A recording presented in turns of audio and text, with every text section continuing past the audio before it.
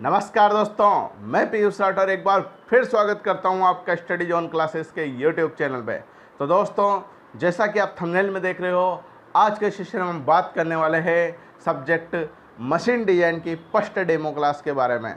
और दोस्तों, ये क्लासेस जो है वो BTR जोधपुर के सिलेबस के अकॉर्डिंग रहेगी। और दोस्तों, पूरी की पूरी जो मशीन डिजाइन की क्लास रहेगी ये हिंदी मीडियम के स्टूडेंटों के लिए रहेगी। और सब कुछ इस सब्जेक्ट से रिलेटेड जो भी है वो सब हिंदी में पढ़ाया जाएगा। तो ये क्लास जो है वो हिंदी मीडियम के विद्यार्थियों के लिए समर्पित है। तो दोस्तों, जो भी मशीन डिजाइन का बैच ज्वाइन करना चाहता है नए सेशन लिए, वो हमसे संपर्क कर सकता है। किस प्रकार से बैच को ज्वाइन करना है, बैच में क्लासेस किस प्रकार से लेनी है, किस प्रकार से हमारी ऐप को इंस्टॉल करना है, इन सब की जानकारी दोस्तों आपको व्हाट्सएप नंबर पर प्रदान कर दी जाएगी। इन सब के ऊपर कंप्लीट इन्फॉर्मेशन के ऊपर मैंने एक वीडियो बना रखा है दोस्तों। तो जिसने भी वीडियो नहीं देखा है वह डिस्क्रिप्शन में मैंने लिंक दे रखा है, तो उस लिंक पर जाकर क्लिक करके उस वीडियो को पूरा देख सकता है। तो आप बहुत ही न्यूनतम फीस में मशीन डिजाइन को अच्छे से पढ़ सकते हो और डायरेक्ट घर में बैठ के पढ़ सकते हो, ऑनलाइन पढ़ सकते हो। दोस्तों, ऑनलाइन क्लासेस में काफ़ी बेनिफिट है, आपको इधर उधर जाने की ज़रूरत नहीं है, उसमें टाइम खर्च नहीं होएगा। और आप जब चाहे जब क्लास को अपने घर पर बैठकर एयरफोन लगा के आराम से बैठकर सोते हुए जैसी भी आपकी इच्छा आराम से देख सकते हो। ठीक है दोस्तों। तो दोस्तों, आज की क्लास को हम स्टार्ट करते हैं। और दोस्तों, आज की क्लास हम बात करेंगे सब्जेक्ट मशीन डिजाइन के बारे में। तो दोस्तों, सबसे पहले तो बात करते हैं कि मशीन डिजाइन क्या होता है। तो दोस्तों, अपन बात करते हैं सबसे पहले मशीन की। मशीन दोस्तों बहुत सारे कंपोनेंट से, एलिमेंट से मिलकर बनी होती है, जैसे गियर्स हुए, क्लच हुआ, इंजन हुआ, शाफ्ट हुई। तो दोस्तों, अदर और भी एलिमेंट्स मशीन के अंदर होते हैं। तो मशीन के एलिमेंट्स के बीच दोस्तों यदि रिलेटिव मोशन हो, सापेक्ष गति हो, तो मशीन के एलिमेंट के बीच सापेक्ष गति होने से मशीन पर क्या इफेक्ट पड़ता है, तो उनके बारे में जो अपन अध्ययन करेंगे वही कहलाता है मशीन डिजाइन। क्या कहलाता है? Machine design. तो दोस्तों, ये तो बात होगी हमारे सब्जेक्ट मशीन डिजाइन की। दोस्तों, जो भी अपन मशीन डिजाइन पढ़ेंगे वो BTR जोधपुर के सिलेबस के अकॉर्डिंग पढ़ेंगे। और ये पॉलिटेक्निक फाइनल ईयर का सब्जेक्ट है, जिसका सब्जेक्ट कोड है ME 308। तो दोस्तों, फाइनल ईयर का सबसे इम्पोर्टेंट सब्जेक्ट है मशीन डिजाइन। सबसे ज़्यादा बैक स्टूडेंटों के मशीन डिजाइन में लगती है। तो दोस्तों, बहुत ही दमदार और प्यारा सब्जेक्ट है, तो आप एक एक चीज़ अच्छे से समझना। तो दोस्तों, आज हम बात करेंगे सबसे पहले BTR जोधपुर के सिलेबस के अकॉर्डिंग मशीन डिजाइन के चैप्टर नंबर 2 की, जिसका नाम है डिज़ाइन ऑफ वेल्डिंग जॉइंट। दोस्तों, फर्स्ट चैप्टर एक थ्योरेटिकल चैप्टर है और उस फर्स्ट चैप्टर को अपन बाद में पढ़ेंगे सेकंड चैप्टर के बाद। तो पहले शुरुआत जो अपन करते हैं मशीन डिजाइन की वो चैप्टर नंबर 2 से करते हैं, जिस चैप्टर का नाम है हमारा डिज़ाइन ऑफ वेल्डिंग जॉइंट। तो दोस्तों, सबसे पहले तो हम बात करते हैं कि वे वेल्डिंग जॉइंट क्या होता है। वेल्डिंग जॉइंट क्या होता है? तो दोस्तों, वेल्डिंग जॉइंट के माध्यम से हम कोई भी दो धातुओं के टुकड़े हैं, चाहे वह जैसे ये एक टुकड़ा ये है और एक टुकड़ा ये है, ये दोनों टुकड़े समान धातु के भी हो सकते हैं और असमान धातुओं के भी हो सकते हैं। दोस्तों, इन दोनों टुकड़ों को एक ज्वाला के द्वारा, जिस ज्वाला का नाम होता है ऑक्सी एसिटिलीन फ्लेम, क्या होता है? ऑक्सी एसिटिलीन फ्लेम, या तो उसके द्वारा या इलेक्ट्रिक आर्क, विद्युत आर्क, किसके द्वारा? विद्युत आर्क या ऑक्सी एसिटिलीन ज्वाला फ्लेम के द्वारा इन दोनों धातुओं के टुकड़ों को क्या किया जाता है? जॉइंट किया जाता है, जोड़ा जाता है। उसी प्रोसेस को अपन कहते हैं वेल्डिंग। और यहाँ बनने वाले जॉइंट को, जिससे ये दोनों धातु के टुकड़े जुड़ गए, चाहे वो समान धातु के टुकड़े हो या असमान धातु के टुकड़े हो, उस जॉइंट को कहा जाता है वेल्डिंग जॉइंट। ठीक है दोस्तों।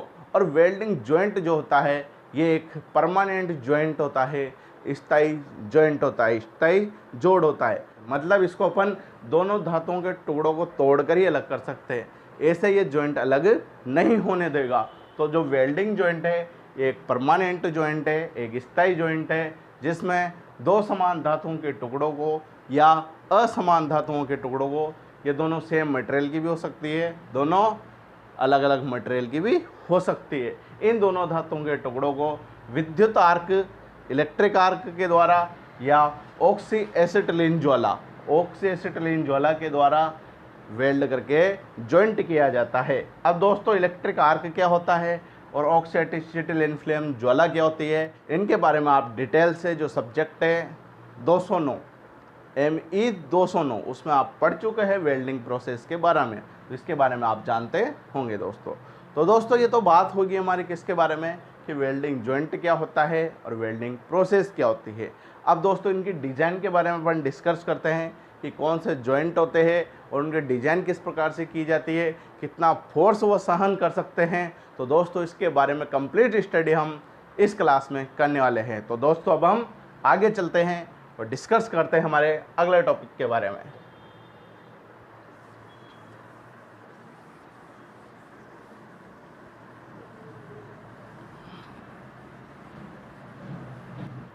तो दोस्तों बात करते हैं हमारे अगले टॉपिक के बारे में और अगला टॉपिक है strength of transverse fillet weld joint. तो दोस्तों ट्रांसवर्स फिलेट वेल्ड जॉइंट की अपन स्ट्रेंथ के बारे में बात करेंगे। हिंदी में बोलते हैं अनुप्रस्थ फिलेट वेल्ड जॉइंट की सामर्थ्य। यानी दोस्तों अनुप्रस्थ फिलेट वेल्ड जॉइंट की सामर्थ्य हमको ज्ञात करनी है, किस प्रकार से डिज़ाइन इसकी करते हैं, इसके बारे में अपन डिस्कस इस टॉपिक में करने वाले हैं। तो दोस्तों सबसे पहले तो बात करते हैं कि ट्रांसवर्स फिलेट वेल्ड जॉइंट किसे कहते हैं। तो दोस्तों ट्रांसवर्स फिलेट वेल्ड जॉइंट में अपन क्या करेंगे, ये दो प्लेटें हमने ली, इन दोनों प्लेटों को इनके किनारों पे से, एक प्लेट का किनारा है यहाँ पे, इस प्लेट के किनारे से यहाँ पे क्या कर दिया अपन ने, वेल्ड कर दिया, वेल्ड पदार्थ भरकर। अब दोस्तों यहाँ पे एक ये समकोण त्रिभुज बन रहा है, क्या बन रहा है ये, यहाँ पे एक समकोण त्रिभुज बन रहा है। तो जहाँ पर किनारों पर एक समकोण त्रिभुज बनेगा वहाँ पे अपन किनारों से इसे वेल्ड कर देंगे। कैसे वेल्ड करेंगे, वेल्ड पदार्थ भरकर। तो इसे कहा जाएगा single transfer fillet weld joint. यानी इसमें क्या किया गया है, दो प्लेटों को ओवरलैप किया गया है एक दूसरे के ऊपर। जैसे मान लो एक प्लेट ये है दोस्तों और एक प्लेट ये है, ये दोनों प्लेटें होगी और इस जगह से यहाँ पे इसे क्या कर दिया गया है, वेल्ड कर दिया गया है, वेल्ड कर दिया गया है दोस्तों। तो इसे बोलेंगे अपन ट्रांसवर्स फिलेट वेल्ड जॉइंट। अब दोस्तों वेल्ड अगर एक ही तरफ करेंगे तो इसे बोलेंगे single transverse fillet weld joint. और दोस्तों वेल्ड अगर अपन दोनों तरफ कर देंगे, एक तो इधर से भी वेल्ड कर दिया और इधर से भी वेल्ड कर दिया, दोनों प्लेटों को ओवरलैप करके एक दूसरे के ऊपर ओवरलैप करके, तो उसे बोलेंगे double transverse fillet weld joint. तो एक तरफ से वेल्ड किया तो सिंगल ट्रांसवर्स और दोनों तरफ से वेल्ड किया तो डबल ट्रांसवर्स। और दोस्तों जहाँ पे वेल्ड करेंगे यहाँ पे एक समकोण त्रिभुज बनेगा और इसकी डिज़ाइन हमें करनी है। दोस्तों ये एक तरीका और है इस वेल्डिंग को रिप्रेजेंट करने का। ये single transverse fillet weld joint को अपन इस प्रकार से रिप्रेजेंट कर सकते हैं कि दो प्लेटें हैं, इन दोनों प्लेटों को ओवरलैप करके यहाँ से एक तरफ से क्या कर दिया गया है, किनारों से वेल्ड कर दिया गया है। और एक तो यहाँ पे एक वेल्ड तो ये से प्रदर्शित कर रहा है और एक डैश डैश का मतलब भी यही है कि इसको उसी तरफ से भी वेल्ड किया गया है। तो एक वेल्ड तो ये और एक वेल्ड डैश वाला। तो इस प्रकार से भी अपन इसे रिप्रेजेंट कर सकते हैं कि दो प्लेटें हैं जिनको सिंगल ट्रांसवर्स में तो इस प्रकार से रिप्रेजेंट करते हैं और उनको डबल ट्रांसवर्स में अपन इस प्रकार से रिप्रेजेंट कर सकते हैं। ठीक है दोस्तों, तो ये रिप्रेजेंट करने का तरीका, इसी डायग्राम को ऐसे भी रिप्रेजेंट कर सकते हैं और ऐसे भी रिप्रेजेंट कर सकते हैं। अब दोस्तों हम बात करते हैं कि single transverse fillet weld joint और double transverse fillet weld joint की सामर्थ्य यानी स्ट्रेंथ किस प्रकार से ज्ञात की जाती है उसके बारे में दोस्तों हम डिस्कस करते हैं। तो दोस्तों मैंने यहाँ पे क्या लिया, एक प्लेट तो अपने पास ये है, एक थोड़ा बड़ा सा डायग्राम में बना देता हूँ जिससे हमारे कंसेप्ट अच्छे से क्लियर हो जाए। तो दोस्तों एक प्लेट तो हमारे पास ये है और एक प्लेट हमारे पास ये है। इन दोनों प्लेटों को अपन ने वेल्ड किया है एक वेल्डिंग प्रोसेस के द्वारा। ठीक है दोस्तों, यहाँ हम बात करते हैं सबसे पहले single transverse fillet weld joint की, यानी एक तरफ से इसे वेल्ड कर देते हैं। दोस्तों ये समकोण त्रिभुज बन रहा है यहाँ पे ए बी और सी, ये थोड़ा शेप मैंने यहाँ पे दे दिया इसको। अब दोस्तों अपन ने क्या किया है, यहाँ पे इसको वेल्ड कर देंगे। ठीक है, ये एक समकोण त्रिभुज है ए बी सी जिसकी दो भुजाएं समान है दोस्तों, जिनकी लंबाई इसकी भी एस है और इस वाली भुजा की लंबाई भी एस है। और दोस्तों ये वेल्ड की साइज कहलाती है, जो लंबाई है ये क्या कहलाती है, वेल्ड की साइज। और दोस्तों यहाँ पे ये दोनों भुजाएं क्या है, एक समान है और ये जो कर्ण के साथ जो एंगल बना रही है ये समान कोण बना रही है 45 डिग्री के। कितने डिग्री के, 45 डिग्री के। ठीक है दोस्तों, ये कर्ण AC है, ये ए बी और बी सी का प्रतिच्छेद बिंदु है। इन दोनों के प्रतिच्छेद बिंदु से मैंने कर्ण ए सी पर लंब डाला, और दोस्तों जो लंब डाला ये कहलाता है खंड। क्या कहलाता है? खंड। किसका खंड? ये जो वेल्डिंग जॉइंट है, इस वेल्डिंग जॉइंट का खंड। जैसे अपना खंड ये होता है, उसी प्रकार वेल्डिंग जॉइंट का खंड ये होता है। इसको नाम दे दिया मैंने बी डी, यानी बी डी जो है इस वेल्डिंग जॉइंट का खंड है। और दोस्तों ये जो है ये खंड की मोटाई है। ये क्या है? यानी ये वाली जो लंबाई है, ये वाली लंबाई, ये क्या है? खंड की मोटाई, जिसे इंग्लिश में बोलेंगे थिकनेस ऑफ थ्रोट। क्या बोलते हैं? Thickness of throat. अब दोस्तों यहाँ पे इंपॉर्टेंट बात यह है कि इस वेल्डिंग जॉइंट का जो क्षेत्रफल होता है, जो एरिया होता है, ये कंठ बीडी पर न्यूनतम होता है। कंठ बीडी पर क्या होता है? न्यूनतम होता है। और उस क्षेत्रफल को हम कंठ की मोटाई को उसकी लंबाई से गुणा करके ज्ञात कर सकते हैं। तो दोस्तों यहाँ पे जो क्षेत्रफल होता है वह कंठ बीडी पर न्यूनतम होता है, जिसे हम कंठ की मोटाई को उसकी लंबाई से गुणा करके ज्ञात कर सकते हैं। यानी दोस्तों क्षेत्रफल ए बराबर हो जाएगा खंड की मोटाई इंटू वेल्ड की लंबाई। तो दोस्तों खंड की मोटाई को अपन वेल्ड की लंबाई से गुणा करके क्षेत्रफल को प्राप्त कर सकते हैं। और जो क्षेत्रफल होता है वह खंड बीडी पर क्या होता है? न्यूनतम होता है। तो दोस्तों ए बराबर किया जाएगा यहाँ, खंड की मोटाई कितनी है दोस्तों? टी है। और वेल्ड की लंबाई कितनी है दोस्तों? वेल्ड की लंबाई अपन मान लेते हैं एल है। इसे दोस्तों दे दिया मैंने समीकरण नंबर 1। अब दोस्तों हम यहाँ पे बात करते हैं त्रिभुज ए बी डी में। किसमें? ये वाला त्रिभुज ए बी और डी, इस वाले त्रिभुज की अपन बात करें दोस्तों तो साइन 45 बराबर, तो दोस्तों साइन थीटा बराबर होता है लंब बटा कर्ण। क्या होता है? लंब बटा कर्ण। लाल बटा कक्का से आप जानते हो। तो दोस्तों लंब बटा कर्ण। अब दोस्तों कोण ये है 45 डिग्री, तो आप जानते हो कोण के सामने वाली भुजा लंब होती है, तो इस 45 डिग्री के सामने वाली भुजा ये क्या होगी? लंब। तो बी डी क्या हो गया? लंब हो गया। बी डी किसके बराबर हो गया? लंब के बराबर। और ये क्या हो गया दोस्तों? ए बी कर्ण हो गया। तो कर्ण की जगह क्या जाएगा? A B. अब दोस्तों बी डी की लंबाई कितनी है? बी डी किसके बराबर है? बी डी टी के बराबर है। और ए बी किसके बराबर है? ए बी बराबर है एस के। ठीक है दोस्तों। और साइन 45 का मान होता है 1/√2। कितना होता है? 1/√2।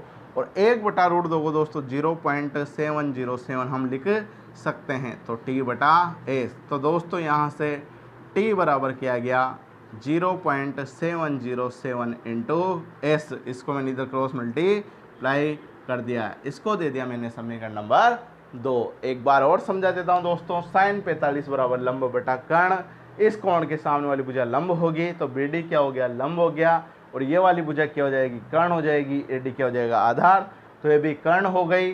तो बी डी का मान टी के बराबर है और ए बी का मान एस के बराबर है। और साइन 45 का मान हम जानते हैं 1/√2 होता है। और 1/√2 का मान 0.707 भी लिख सकते हैं। तो दोस्तों इसको मैंने इधर क्रॉस मल्टीप्लाई कर दिया, तो टी बराबर आ गया 0.707 इंटू एस। इसको दे दिया मैंने समीकरण नंबर 2। अब दोस्तों टी का मान समीकरण, यहाँ से टी का मान समीकरण 1 में रख देंगे, तो इस वेल्ड जॉइंट का क्षेत्रफल जो कि खंड बी डी पर न्यूनतम होता है वो हमें प्राप्त हो जाएगा। ठीक है दोस्तों। तो अब हम बात करेंगे समीकरण 1 व समीकरण 2 की। ठीक है दोस्तों।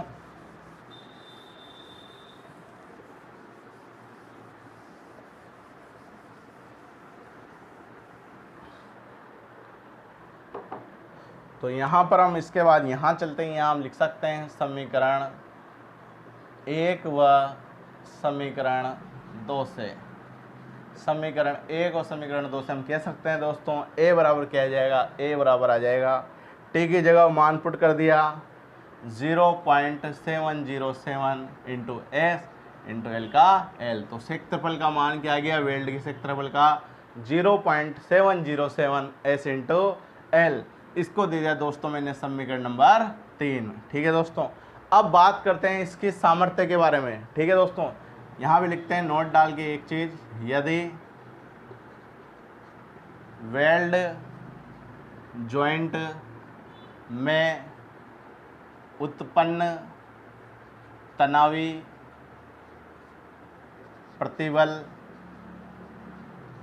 सिग्मा टी हो तो अब दोस्तों जब इन प्लेटों पे अपन एक टेंसाइल फोर्स लगाएंगे P, मान लो एक टेंसाइल फोर्स अपन P लगा रहे हैं, तो ये टेंसाइल फोर्स लगाने पे ये वेल्ड कितना फोर्स सहन कर सकता है ताकि इसमें दरारें नहीं आए, इसमें क्रैक्स नहीं आए, तो उसे ही बोला जाता है इस वेल्ड की सामर्थ्य, यानी इस वेल्ड की स्ट्रेंथ। ठीक है दोस्तों, तो जितना फोर्स ये सहन कर सकता है वही इस वेल्ड की स्ट्रेंथ कहलाती है, सामर्थ्य कहलाती है। अब दोस्तों इस फोर्स के कारण, मैंने आपको स्ट्रेंथ ऑफ मटेरियल में लास्ट ईयर में बताया था, सेकंड ईयर में मैंने नहीं बताया हो तो किसी और टीचर ने बताया होगा, बोस्तों को मैंने ही बताया था कि फोर्स लगाने पर उसमें स्ट्रेस प्रोड्यूस होती है, प्रतिबल उत्पन्न होता है।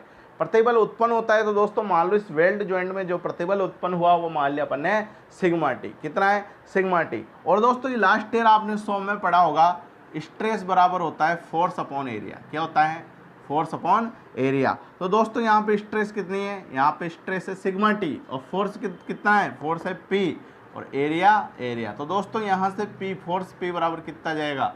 Sigma T into area, sigma T into area. और दोस्तों ये फोर्स जो पी है यही कहलाता है वेल्डिंग जॉइंट की स्ट्रेंथ, यानी वेल्डिंग जॉइंट की सामर्थ्य। तो प्रतिबल सिग्मा टी हो तो जॉइंट की सामर्थ्य, जॉइंट की सामर्थ्य। और दोस्तों सामर्थ्य जो है जिसे अपन इंग्लिश में बोलते हैं स्ट्रेंथ, क्या बोलते हैं? स्ट्रेंथ। यही हमें याद करनी है। हमारा टॉपिक क्या था?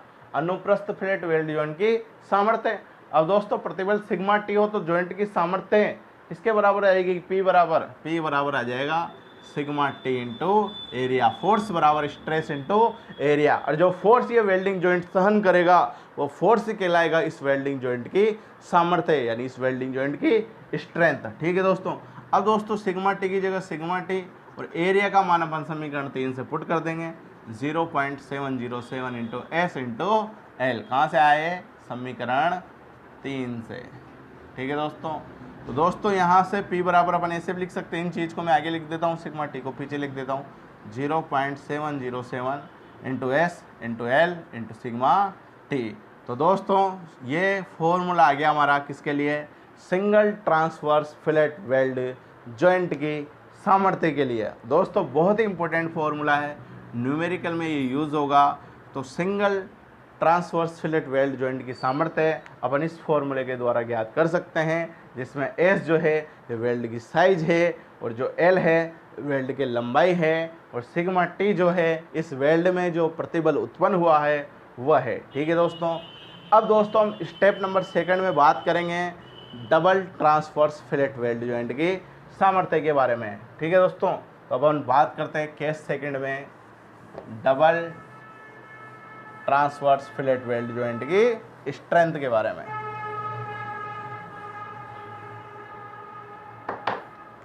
Case 2 double transverse fillet weld joint के लिए, double transverse fillet weld joint के लिए। तो दोस्तों इसमें क्या करेंगे? P सिंगल ट्रांसवर्स का यानी एक बार की स्ट्रेंथ तो अपने पास ही आएगी। डबल ट्रांसवर्स में क्या है दोस्तों? इसको 2 से गुणा कर देंगे। इसको किससे गुणा कर देंगे? 2 से गुणा कर देंगे, क्योंकि एक तरफ का अपन ने निकाल लिया और डबल तरीके का हमें निकालना है तो क्या करेंगे? 2 से इसको मल्टीप्लाई करेंगे तो किसके लिए आ जाएगा? Double transverse fillet weld joint के लिए आ जाएगा। तो P बराबर हो जाएगा 2 into 0.707 into S into L into sigma T. इस पूरी वैल्यू को किससे मल्टीप्लाई कर दिया हमने? 2 से मल्टीप्लाई कर दिया, तो हमारी जो स्ट्रेंथ आ जाएगी वो किसके लिए आ जाएगी? Double transverse fillet weld joint के लिए आ जाएगी। तो P बराबर आ जाएगा दोस्तों 2 को 0.707 से मल्टीप्लाई करेंगे तो 1.41 into S into L into sigma T. तो दोस्तों मशीन डिजाइन वो पूरे फॉर्मूलों का खेल है। अगर फॉर्मूले अपन को याद नहीं रहेंगे तो मशीन डिजाइन में हम पास नहीं हो पाएंगे। तो दोस्तों अपन को क्या करना है? जितने भी फॉर्मूले हमारे मशीन डिजाइन में आएंगे उन फॉर्मूलों को चैप्टर वाइज आपको इंजीनियरिंग ड्राइंग की सीट जो आपकी आती है उसमें लिखना है चैप्टर वाइज, और उसको दीवार पे चिपकाना है। अब दोस्तों जैसे अपन सुबह उठते अपन चाय पीते हैं, तो चाय की चुस्कियों के साथ उन फॉर्मूलों को एक बार पढ़ना है। फिर दोस्तों अपन खाना खाते हैं, खाना खाने के बाद जब टहलते हैं तब एक बार उन फॉर्मूलों को और पढ़ना है। फिर दोस्तों अपन दिन में सोते हैं, दिन में सोकर उठने के बाद फिर चाय पीते हैं, तो चाय पीने की चुस्कियों के साथ एक बार उन फॉर्मूलों को फिर पढ़ना है। फिर दोस्तों रात में सोने से पहले एक बार उन फॉर्मूलों को और पढ़ना है। तो दोस्तों एक दिन में 4 बार टेबलेट लेनी है, 2 बार पानी के साथ, 2 बार चाय के साथ, जब ये मशीन डिजाइन नाम की बीमारी सही होएगी दोस्तों। ठीक है दोस्तों। तो दोस्तों ये तो बात होगी किसके लिए, single transverse fillet weld joint के लिए और double transverse fillet weld joint के लिए। अब दोस्तों हम बात करते हैं समांतर फिलेट वेल्ड जॉइंट के बारे में, उसकी स्ट्रेंथ क्या होती है उसके बारे में अपन डिस्कस करते हैं। तो दोस्तों अब हम आगे चलते हैं और बात करते हैं हमारे अगले टॉपिक के बारे में।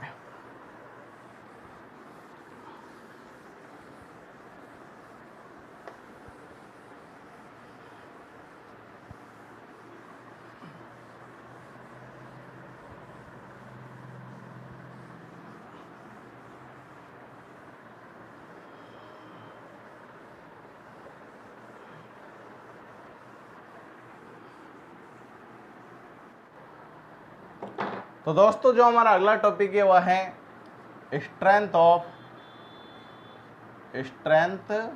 Of parallel fillet weld joint, जिसे दोस्तों हिंदी में बोलेंगे समांतर फिलेट वेल्ड जॉइंट की सामर्थ्य। तो दोस्तों सबसे पहले तो हम बात करते हैं कि समांतर फिलेट वेल्ड जॉइंट क्या होता है। दोस्तों यहाँ पे भी क्या है, ये 2 प्लेटें हैं, ये मान लो ये 2 प्लेटें हैं, एक प्लेट तो ये है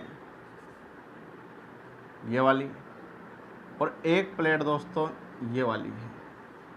ठीक है, उसमें अपन दोस्तों समकोण त्रिभुज वाला शेप बनाते थे, फिर इसको वेल्ड करते थे दोस्तों। इसमें अपन ने यहाँ पे रेक्टेंगुलर या स्क्वायर शेप बनाया और उसको वेल्ड कर दिया।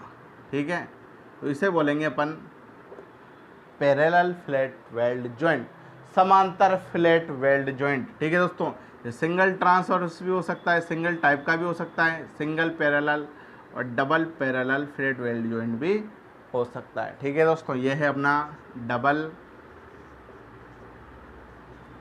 पैरेलल फिलेट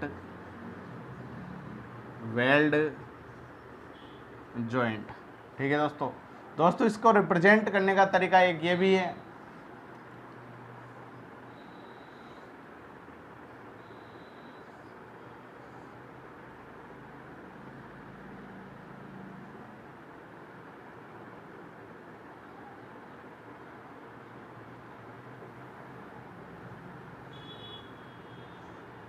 इस प्रकार से भी हम इस जॉइंट को रिप्रेजेंट कर सकते हैं।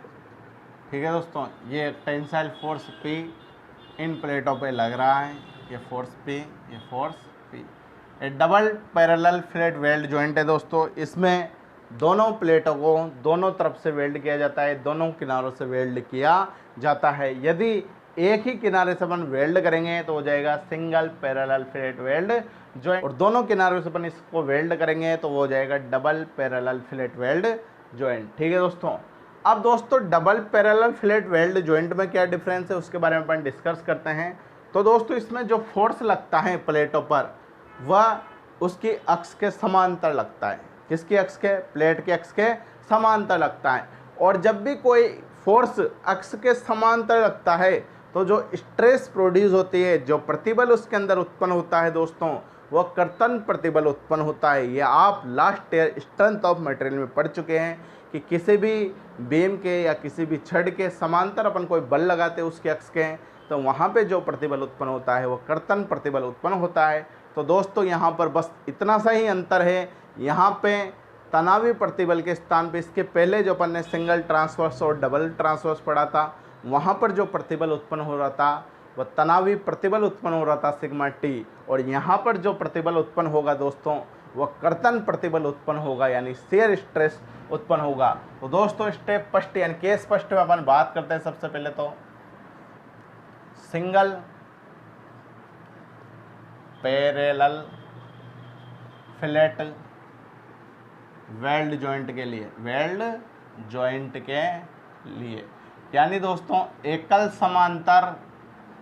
समांतर फिलेट वेल्ड जॉइंट के लिए, एकल समांतर फिलेट वेल्ड जॉइंट की सामर्थ्य की दोस्तों अपन बात करें तो इसके लिए भी फॉर्मूला वही होगा 0.707 into S into L into दोस्तों वहाँ पे सिग्मा टी आता था, वहाँ सिग्मा टी आता था, यहाँ सिग्मा टी नहीं आकर यहाँ टाउ आ जाएगा। क्या आ जाएगा यहाँ पे? टाउ आ जाएगा। ठीक है, टाउ क्या है? शियर स्ट्रेस है। के सेकेंड में दोस्तों हम बात करें double parallel fillet weld joint के लिए, वेल्ड जॉइंट के लिए तो दोस्तों डबल के लिए अपन इसको 2 से मल्टीप्लाई कर देंगे, तो 2 से मल्टीप्लाई कर देंगे तो P बराबर आ जाएगा 1.41 into S into L into tau. ये किसके लिए आ गया? Double parallel fillet weld joint के लिए हो गया। अब दोस्तों यहाँ पे केस थर्ड की अपन बात करते हैं, combination of single transverse and double parallel fillet weld joint के लिए। तो दोस्तों थोड़ी बहुत इंग्लिश अपन को ध्यान भी रखनी चाहिए, क्योंकि बहुत सी बार पेपर इंग्लिश में ही आ जाता है, फिर वहाँ पे अपन टाइपिस हो जाता है। तो मैं आपको टॉपिक तो इंग्लिश में भी बताऊंगा और हिंदी में बताऊंगा। अब दोस्तों हम बात करेंगे कॉम्बिनेशन ऑफ सिंगल ट्रांसवर्स और and double parallel fillet weld joint के लिए। दोस्तों ये एक double parallel fillet weld joint का डायग्राम है। कॉम्बिनेशन यानी दोस्तों अपन को इसमें एक ऐड कर दिया, क्या ऐड कर दिया? Single transverse fillet weld joint भी मैंने इसमें ऐड कर दिया। तो दोस्तों मान लो ये एक वेल्ड ऐसा भी लगा दिया। अब एक वेल्ड ऐसा लगा दिया तो ये दो तो क्या है? पैरेलल फिलेट वेल्ड जॉइंट है। मान लो इसकी लंबाई दे रखी है ये L2 अपन ने मान ली, ठीक है, और इस वाले वेल्ड की लंबाई L1 है। तो दोस्तों यहाँ पे दो तो जॉइंट कौन से? Double parallel fillet weld joint है, और एक मैंने सिंगल ट्रांसवर्स वेल्ड जॉइंट इसमें और लगा दिया। तो सिंगल ट्रांसवर्स वेल्ड जॉइंट और लगाते क्या बन गया? एक कॉम्बिनेशन बन गया किसका? Single transverse fillet weld joint का और double parallel fillet weld joint का। अब दोस्तों जब ये कॉम्बिनेशन बन गया किसका? Single transverse fillet weld joint का और double parallel fillet weld joint का, तो इसकी स्ट्रेंथ किस प्रकार से हम ज्ञात करेंगे उसके बारे में डिस्कस करते हैं। तो दोस्तों P बराबर क्या होगा इस केस में? सिंगल ट्रांसवर्स के लिए क्या होता है स्ट्रेंथ का फॉर्मूला? सिंगल ट्रांसवर्स के लिए स्ट्रेंथ का फॉर्मूला हमने पढ़ा 0.707 into S into L into sigma T. दोस्तों ये फॉर्मूला हो गया किसके लिए? Single transverse fillet weld joint के लिए। कॉम्बिनेशन है एक तो इसका plus double parallel fillet weld joint के लिए, और double parallel fillet weld joint की स्ट्रेंथ का फॉर्मूला हमने क्या पढ़ा? 1.41 into S into L into tau. तो दोस्तों ये फॉर्मूला हो गया किसका? Combination of single transverse and double parallel fillet weld joint के सामर्थ्य के लिए। एक बार और समझाता हूँ दोस्तों, single transverse fillet weld joint की सामर्थ्य का फॉर्मूला ये होता है, और double parallel fillet weld joint की सामर्थ्य का फॉर्मूला ये होता है। इन दोनों का कॉम्बिनेशन हमें बनाना है, तो इन दोनों को मैंने जोड़ दिया। एक डायग्राम को एक बार और समझते हैं। एक डायग्राम है जिसमें दो तो double parallel fillet weld joint है और एक single transverse fillet weld joint मैंने इन दोनों के बीच में फिट कर दिया। इसकी लंबाई L1 है और इसकी लंबाई L2 है। L1 किसकी लंबाई है? Double parallel fillet weld joint की। तो यहाँ क्या आ जाएगा? L1 आ जाएगा, और single transverse fillet weld joint की लंबाई कितनी है? L2 है। तो यहाँ कितना आ जाएगा दोस्तों? L2 आ जाएगा। तो दोस्तों ये बात होगी combination of single transverse and double parallel fillet weld joint की सामर्थ्य के बारे में। तो दोस्तों इस प्रकार से हम इन टॉपिक के सामर्थ्य समझ सकते हैं कि single transverse fillet weld joint की सामर्थ्य क्या होती है। उसमें तनावी प्रतिबल सिग्मा टी आता है, और दोस्तों जो double parallel fillet weld joint है इसमें तनावी प्रतिबल सिग्मा टी ना आकर शियर स्ट्रेस कर्तन प्रतिबल टाउ आता है। और अगर अपन ने एक तरफ से वेल्ड किया तो सिंगल ट्रांसवर्स कहलाएगा, अगर दोनों तरफ से वेल्ड किया तो डबल ट्रांसवर्स कहलाएगा, और अगर इस प्रकार से वेल्ड किया स्क्वायर शेप में या रेक्टेंगुलर शेप में तो उसको अपन सिंगल या double parallel fillet weld joint कहते हैं। तो दोस्तों आज की क्लास में हमने डिस्कस किया कि वेल्डिंग जॉइंट क्या होता है, किस प्रकार के जॉइंट होते हैं, और single transverse fillet weld joint क्या होता है, double transverse fillet weld joint क्या होता है, double parallel fillet weld joint क्या होता है, single parallel fillet weld joint क्या होता है, इनकी सामर्थ्य के बारे में दोस्तों हमने डिस्कस किया। तो दोस्तों आज की क्लास को हम यहीं समाप्त करते हैं। इसके आगे का प्रोसेस हम अगली क्लास में कंटिन्यू करेंगे। अगली क्लास में दोस्तों इन टॉपिक के बेस कुछ न्यूमेरिकल हम करेंगे, जिससे हमारे कंसेप्ट और अच्छे से क्लियर हो सके। यदि दोस्तों आपको आज का हमारा सेशन पसंद आया हो तो इसको अधिक से अधिक लाइक करें, शेयर करें, और अभी तक आपने चैनल सब्सक्राइब नहीं किया हो मित्रों तो सब्सक्राइब जरूर करें। बहुत बहुत धन्यवाद मित्रों। जय हिंद, जय भारत।